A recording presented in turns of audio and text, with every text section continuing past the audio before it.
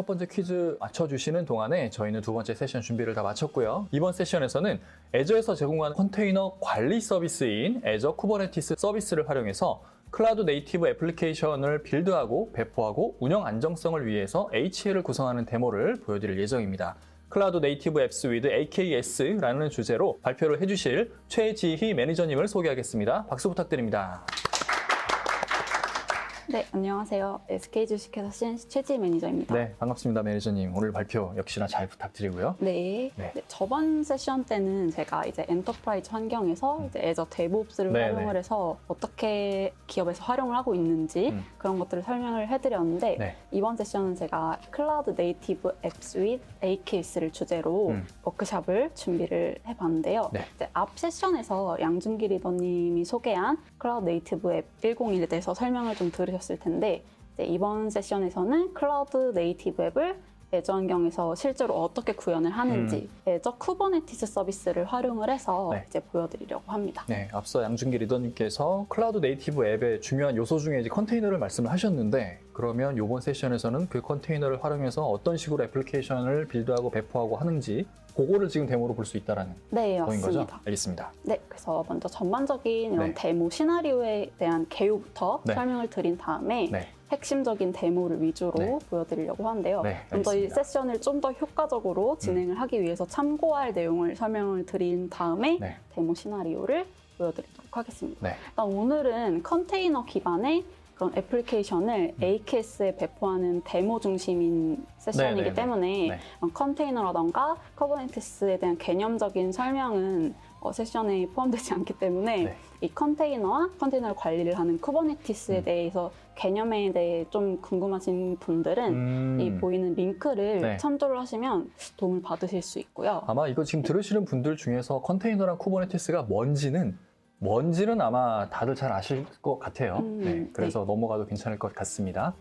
네, 그리고 오늘 진행하는 실습은 네. 네, 마이크로소프트에서 제공하는 소스를 이용을 해서 네, 진행을 하는 거거든요. 그러면 보시는 분들이 나중에 또 따라 해보실 수도 있는 네, 거네요. 그럼요, 같은 그럼요. 소스로. 그래서 여기 아래에 보이는 네. GitHub에 올라와 있기 때문에 네. 이제 가이드를 상세하게 좀 확인을 하고 싶거나 또 실습을 원하시는 분들은 참고를 하시면 되겠습니다. 알겠습니다. 그래서 시나리오를 설명을 드리기에 앞서서 먼저 앞에 양준기 리더님께서 했던 세션 내용을 다시 한번 복귀한 차원에서 네.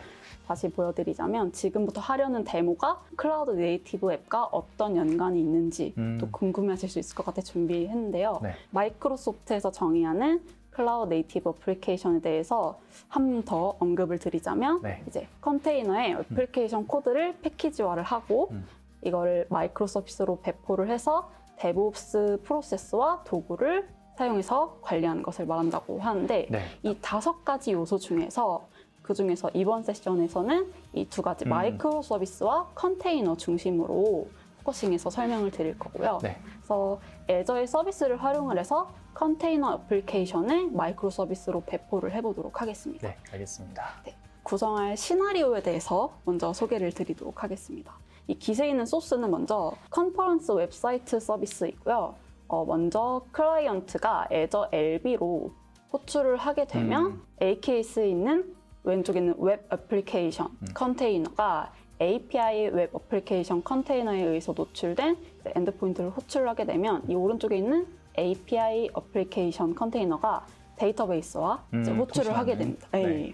그래서 이 각각의 이 컨테이너 애플리케이션을 실행하게 하는 도커 이미지는 ACR이라고 하는 애저 컨테이너 레지스트리에서 이제 관리를 하게 되는데요. 네. 그래서 ACR에서 이제 도커 이미지를 땡겨와서 쿠버네티스 플랫폼에 도커 이미지를 빌드를 하고 배포를 하게 되는 겁니다. 네, 알겠습니다. 그래서 아까 보여드린 GitHub에 올라와 있는 데모 같은 경우에는 원래 몽고DB를 이제 코스모스 DB로 마이그레이션하는 작업도 설명이 되어 있고 CI를 설정을 해서 컨테이너의 향후 버전을 계속 관리할 수 있도록 그쵸. 계속 푸시를 하고 하는 과정도 포함이 되어 있는데 이제 시간 관계상 그 일부 부분을 부분만 생략하고. 보여드릴 예정입니다. 알겠습니다. 그래서 오늘 보여드릴 데모를 제가 크게 3가지로 뽑아봤는데요. 첫 번째로 먼저 데모에 필요한 애저 리소스들을 배포를 쭉 해보는 랩이고요. 여기선 이제 패키지를 설치한다던가 하는 그런 환경 설정 부분이 포함이 되고 두 번째 랩에서는 이제 애플리케이션을 실제로 애저 쿠버네티스 서비스로 배포를 하는 랩이 되겠습니다. 세 번째 마지막으로는 이제 배포한 상태에서 애플리케이션을 확장을 해보고 또 고가용성을 테스트해보는 걸로 시작을 해보도록 하겠습니다. 이 랩을 그대로 따라 하면은 아마 클라우드 네이티브 앱이 이런 식으로 빌드하고 배포되는구나 라는 거를 맛보기 정도로는 충분히 체험하실 수 있겠네요. 네, 맞습니다. 알겠습니다. 네, 그래서 첫 번째 랩에 대해 간략하게 제가 그림으로 그려봤는데요. 네. 애저 리소스를 배포하는 방법은 굉장히 여러 가지가 있어요. 그래서 보시는 것처럼 포털상에서 또는 뭐 테라폼을 이용한다던가 애저 클라우드 쉘을 이용한다던가 ARM 템플릿을 사용하는 방법이 있는데요. 그래서 오늘은 이 중에서도 이제 ARM 템플릿을 이용해서 리소스를 배포를 할 거고 이 클라우드 쉘을 통해서 각종 그 명령줄을 네, 기반으로 환경을 설정할 건데요. 혹시 ARM 템플릿에 대해서 궁금하신 분들이 있을 것 같아서 네, 간략하게 설명을 드리자면 이제 애저 인프라나 구성을 정의를 하기 위해서 그런 JS 파일을 이용하는 건데요. 생성할 리소스라던가 어떤 리소스명을 가지고 어떤 지역으로 생성을 할 건지 그런 것들을 정의하게끔 관리를 할 수가 있고요. 또 클라우드 쉘 같은 경우에는 이제 리소스들을 관리를 하기 위해서 브라우저에서 액세스할 수 있는 그런 대화형 명령줄 쉘이라고 보시면 되겠습니다. 지금 암 템플릿이랑 이제 애저 클라우드 쉘이라는 두 가지 개념에 대해서 말씀을 해주셨는데 제가 지금 설명을 듣고도 잘 이해가 안 돼서 이런 건가 하고 잠깐 생각을 해봤어요. 이게 맞는지 한번 들어봐 주시면 좋을 것 같은데 암 템플릿이라는 거는 클라우드 네이티브 애플리케이션을 빌드하고 배포하기 위한 그 인프라 환경 그게 이미 만들어져 있는 그런 템플릿을 말하는 거라서 네. 저 템플릿을 활용하면은 그냥 애플리케이션 바로 여기서 빌드하고 배포해도 큰 문제가 없다라는 네. 거겠네요. 네. 그리고 저 애저 클라우드 쉘이라는 거는 뭔가 이렇게 설정 변경하거나 할 때 그 커맨드 창이라고 하나요? 네, 그런 창 맞아요. 이렇게 띄워서 명령어도 치고 뭐 그렇게 하잖아요. 네, 옵션 값을 네, 줘서 네, 그렇게 하는데 뭐 그런 걸 의미하는 건가요? 네, 맞습니다. 아, 네, 알겠습니다.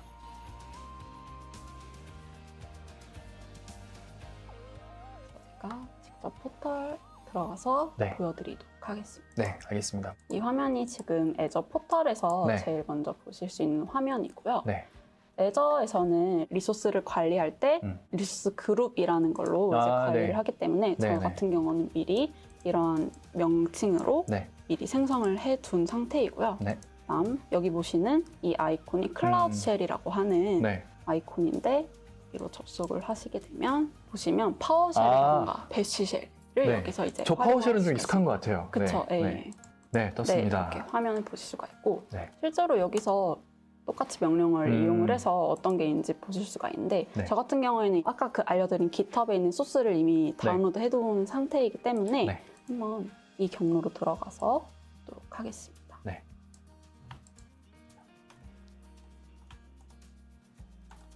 그래서 실제로 제가 다운로드 해온 네. 파일들을 볼 수가 있고요. 저 같은 경우에는 이 템플릿에서 네. 일부 값만 이제 수정을 해줄 건데요. 네. 미리 제가 생성한 리소스를 보면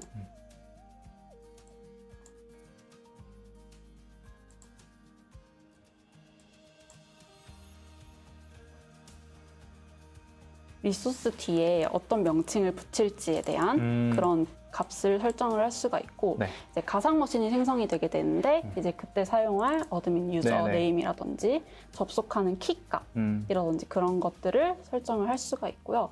일단 기본적인 것들만 설정을 해준 후에 이 명령을 이용을 하게 되면 이제 암 템플릿을 가지고 해당 리소스 그룹에 이제 배포를 하겠다 그런 명령을 입력을 한 후에 배포를 할 수 있게 됩니다. 네. 그래서 이 부분 같은 경우에는 실제 리소스명을 입력을 해서 배포를 해주면 설정해둔 네, 그렇다면 이제 한 20분 후에 이 리소스들이 다 생성되는 걸 볼 수가 있거든요. 저 리소스 그룹에 있는 FAB 메디컬 저 JHJ를 여기 네. 지금 리소스 그룹에다가 붙여넣죠. 수정을 하고 네. 그리고 실행을 하면은 대략 한 20분 정도 뒤에 배포가 되는 걸 확인할 수 있다라는 네, 맞습니다. 거네요. 그래서 저 같은 경우에는 이미 리소스들을 이제 미리. 생성해둔 상태이기 때문에 네네네. 실제로 따라 하시면은 저 화면을 한 20분 정도 뒤에 볼 수 있다. 네, 맞습니다. 알겠습니다. 다음에 이어서 AKS 클러스터에 직접 연결을 해보고 이제 도커 어플리케이션을 실제로 배포를 해보는 랩을 실행을 할 건데요.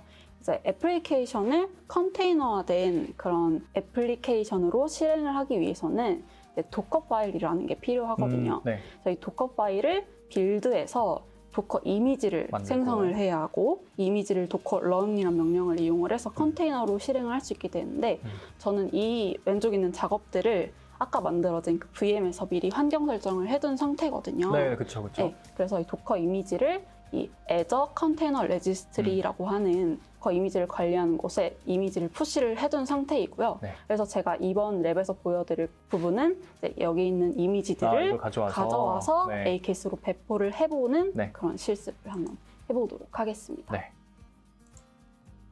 그래서 먼저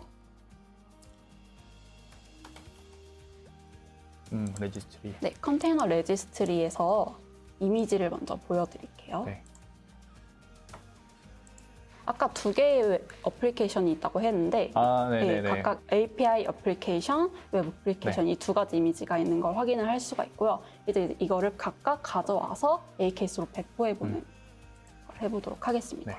그래서 최근에는 이제 쿠버네티스 리소스에서 직접 야물 파일을 설정을 할 수가 있는데요. 네. 제가 이미 AKS 클러스터를 빈 클러스터를 생성해 놓은 상태여서 아무것도 배포가 되지 않은 이 클러스터를 보실 수가 있는데 여기에 이제 아까 그 두 개의 이미지를 땡겨와서 서비스가 실행되는 거를 한번 보여드리려고 합니다. 실습에 참여하시는 분들은 지금 방금 보여주셨던 컨테이너 클러스터 그거를 만들어야만 지금 이 작업을 할 수 있는 거죠? 네, 맞습니다. 네, 지금 매니저님께서는 미리 생성을 해뒀다는 거고요. 네네. 네. 그럼 먼저 제가 만든 이 클러스터에 한번 접속을 해보도록 네. 하겠습니다. 이런 해당 명령을 이용해서 인증을 통해서 클러스터에 접속을 할 수가 있는데요. 이렇게 확인을 해본다면 정상적으로 클러스터에 인증이 된 걸 네. 확인을 할 수가 있고요. 제가 아까 말씀을 안 드렸는데 이 클러스터를 생성을 할 때 노드 2개 위에 올라가도록 설정을 해둔 상태거든요. 왜 그 노드 두 노드는 개를 사용을 하는 거죠? 보통 노드 하나에 올려도 되는 거 아닌가요? 보통 3개부터 권장을 하고 있는데요. 네, 그 노드는 이제 네. 애저의 가상 머신이 네네, 그렇죠. 가상 머신이 네네. 되는 건데 네. 이제 저 같은 경우에는 여기에서 노드 개수를 직접 확인을 할 수 있게 미리 2개로 네. 세팅을 해놓은 상태입니다. 알겠습니다. 그래서 실제로 또 애저 클라우드 쉘에서 확인을 했을 때도 네. 2개로 확인이 되는지 확인해봐야죠. 네, 한번 확인을 해보게 됐습니다. 네. 2개가 떠 있는 걸 확인하실 네. 수가 있고요. 000 저 뒤에 00이랑 01 저기에 지금 두 개. 네, 거죠? 맞습니다. 네. 이렇게 2개가 떠 있는 걸 네. 확인을 하실 수가 있고요. 네. 그렇다면 이제 먼저 API 어플리케이션을 한번 직접 배포를 해보도록 하겠습니다. 네. 이 워크로드에는 디플로이먼트와 파드 이런 설정을 할 수가 있는데 여기에 직접 야물 파일을 사용해서 추가를 할 수가 있어요. 그래서 API 어플리케이션의 네트워킹을 설정하는 부분을 네. 야물 파일을 네. 이용해서 해보도록 하겠습니다. 그럼 바로 API 서비스가 만들어진 걸 확인을 할 수가 있고요. 네. 그 다음에 이제 API 디플로이먼트를 설정을 해볼 건데요. 또 마찬가지로 야물로. 워크로드에서 야물 파일을 사용해서 가지고 올 건데요. 이때 저희가 가져오려는 ACR, Azure Container Registry의 로그인 서버명을 입력을 해야 되거든요. 그때는 거기에 접속해서 가져올 거니까. 네, 맞아요. 그때는 이제 아까 보여드렸던 컨테이너 레지스트리에 들어가셔서 네. 이 해당 로그인 서버명을 직접 가져와서 네. 거기에 있는 컨텐츠 API를 땡겨오겠다. 네네네. 그런 걸로 이제 설정을 해준 상태입니다. 네. 그렇게 되면 API 디플로이먼트가 생성된 걸 보실 수가 있는데 지금 이렇게 워닝이 뜬 건 아직 DB와 커넥션이 이루어지지 않았기 때문에 네. 그래서 이제 DB와 한번 커넥션을 해보는 걸 제가 빠르게 설정을 해보려고 하는데요. DB와 연결이 안 돼 있었으니까 이제 연결을 한다. 네. 그래서 먼저 클러스터의 시크릿에서 야물 파일을 마찬가지로 입력을 하게 되는데 네. 이 값은 제가 아까 만들어 놓은 코스모스 DB의 연결 문자열을 그대로 가져온 값이거든요. 그 값을 이제 추가를 해주게 됩니다. API 어플리케이션에 대한 설정을 이제 했고 이번엔 이제 웹 어플리케이션에 대한 배포를 해볼 건데 네. 방금까지는 애저 포털상에서 이렇게 야물 그쵸. 파일 직접 해봤는데 네. 이번에는 쿠벡 컨트롤 명령을 직접 쉘에서 네, 쉘에서 하려고 하거든요. 네. 이것도 똑같이 포털에서 할 수 있는데 쉘에서 지금 맞습니다. 하시는 거죠? 네. 그래서 아까 API 어플리케이션 같은 경우에는 애저 포털상에서 직접 해보는 거고 지금 웹 어플리케이션 같은 경우에는 설정을 클라우드 쉘 네. 상에서 마찬가지로 제가 미리 깃에 있는 소스를 가져와서 이렇게 야물 파일 작성을 해둔 상태이고요. 여기도 마찬가지로 ACR의 로그인 서버 정보를 가져온 후에 네. 설정을 해준 상태이고요. 마찬가지로 저장하고 닫기를 눌러주고 이제 디플로이먼트에 대한 설정을 했고 다음에는 서비스에 대한 설정을 마찬가지로 합니다. 그래서 아까랑 똑같은 설정을 지금은 여기 클라우드 쉘 상에서 한다고 보시면 되겠고요. 네. 개발자 본인이 익숙한 화면에서 이렇게 처리를 하면 되겠네요. 어쨌든 네. 똑같은 작업이니까. 네, 맞습니다. 그래서 편집을 하고 난 다음에는 쿠벡 컨트롤 크리에이트 명령을 이제 이용을 해서 아까 수정했던 파일을 넣고 설정을 해주게 되면 네네, 생기네요. 네. 생성된 걸 확인을 할 수가 있고요. 네. 그 다음에 일부 설정을 해줘야 되는 부분들을 제가 생략을 했기 때문에 네. 미리 구성해둔 AKS 클러스터를 보여드리도록 하겠습니다. 그래서 이 실습을 끝내게 되면 이렇게 API, 웹, 디플로이먼트가 각각 떠져 있는 걸 네네. 보실 수가 있는데요. 그래서 이 웹 어플리케이션의 익스터널 IP를 통해서 접속을 해보면 네, 접속을 해보면 아, 실제로 웹사이트가 정상적으로 돌아가는 걸 확인을 하실 수가 있습니다. 네. 그래서 두 번째 랩에서는 ACR의 이미지를 가져와서 AKS로 배포를 해보고 잠깐이지만 DB와 커넥션하는 부분을 아주 간략하게 보여드렸는데 다음 랩에서는 이제 배포해둔 그 어플리케이션을 파드를 확장을 해보고 파드를 한 개가 만약에 죽였을 때, 사라졌을 때 어떤 일이 일어나는지 HA 테스트를 해보도록 하겠습니다. 아, 이게 어쨌든 애플리케이션 배포를 이제 했으니까 운영을 해야 되는데 혹시라도 거기에서 뭔가 문제가 발생했었을 때 서비스가 죽으면 큰일 나잖아요. 네, 그렇죠. 네, 그거를 대비해서 지금 HA를 구성을 하고 네. 실제 하나가 죽었을 때 나머지 하나가 어떤 식으로 작동을 하는지를 지금 보여주는 그런 테스트라는 네, 거죠. 맞습니다. 알겠습니다. 그래서 인스턴스를 늘리기 위해서 그 야물 파일의 레플리카 수를 네. 2로 조정을 할 건데요. 네. 기존에는 1로 지금 설정이 되어 있는 상태고요. 네. 여기서 이제 레플리카라고 하면 이제 실행되는 파드 개수에 대해서 항상 유지가 될 수 있도록 관리해 주는 걸 말합니다. 포털상에서 네. 보여드리도록 하겠습니다. API 디플로이먼트 야물 파일로 들어가서